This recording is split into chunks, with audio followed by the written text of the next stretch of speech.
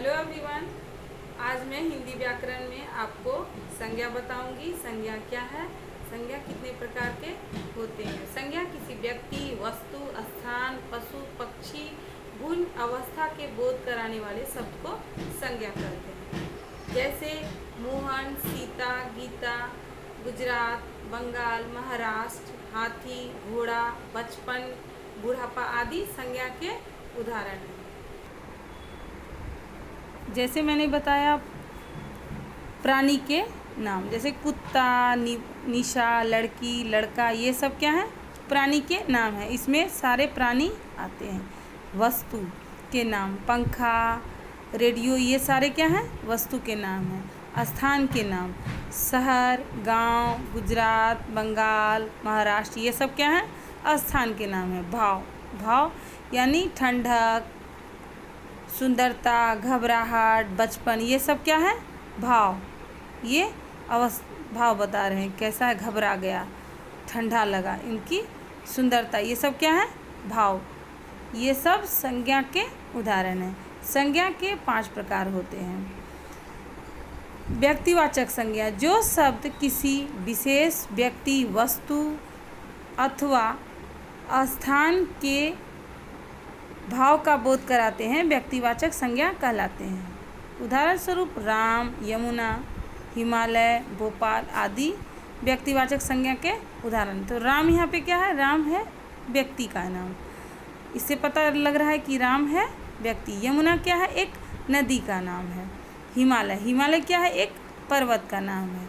भोपाल, भोपाल क्या है, एक राज्य का नाम है। तो यह जो है उसको सूचित करता है कि यह भोपाल जो है एक राज्य का ही नाम है, दूसरा अन्य नहीं। दूसरा है जातिवाचक संज्ञा, जो शब्द किसी जाति का बोध कराता है वह जातिवाचक संज्ञा कहलाता है। जैसे लड़का, कुत्ता, नदी, घोड़ा, पेड़ आदि। जैसे लड़का कहने पे एक लड़के का नहीं बल्कि समूचे लड़के जाति का बोध होता है। कुत्ता कहने से एक कुत्ते का नहीं बल्कि जितने भी कुत्ते आते हैं उनका बोध होता है। ठीक उसी प्रकार नदी का, घोड़ा का, पेड़ आदि जितने भी हैं, ये सारे क्या कह रहे हैं, उनके समूचे जाति का बोध करा रहे हैं। तीसरा है द्रव्यवाचक संज्ञा, जिस संज्ञा शब्द से किसी धातु, द्रव्य, सामग्री, पदार्थ आदि का बोध हो उसे द्रव्यवाचक संज्ञा कहते हैं। उदाहरण स्वरूप गेहूँ, घी, सोना, ऊन, चांदी आदि द्रव्यवाचक संज्ञा के उदाहरण है। तो गेहूँ क्या है, यहाँ पे अन्य है। घी क्या है, यहाँ द्रव्य है। सोना क्या है, यहाँ पे धातु है। चांदी क्या है, धातु है। तो ये सब क्या है, द्रव्यवाचक संज्ञा के उदाहरण हैं। चौथे नंबर समूहवाचक संज्ञा, जिस शब्दों से किसी एक व्यक्ति का बोध न होकर पूरे समूह या समाज का बोध हो वह समूहवाचक संज्ञा कहलाता है। उदाहरण स्वरूप सेना, पुस्तकालय, दल, परिवार आदि। तो यहाँ पे जो सेना है वह एक व्यक्ति से नहीं मिलकर बना है बल्कि कई लोग इसमें रहते हैं, जिसके कारण यह पूरे समूह का बोध करा रहा है, इसलिए यह सेना। पुस्तकालय, पुस्तकालय में एक पुस्तकें नहीं होती हैं, कई पुस्तकें होती हैं, तो यह पूरा जितने पुस्तकें हैं उसका समूह का बोध करा रहा है। दल, दल से यहाँ पूरे दल यानी कई लोगों के समूह का यह दल बना है। परिवार, परिवार में एक व्यक्ति नहीं कई व्यक्ति होते हैं, तो यहाँ पे हम जितने भी सेना, पुस्तकालय, दल, परिवार आदि पढ़े, ये क्या हुआ, समूहवाचक संज्ञा के उदाहरण हैं।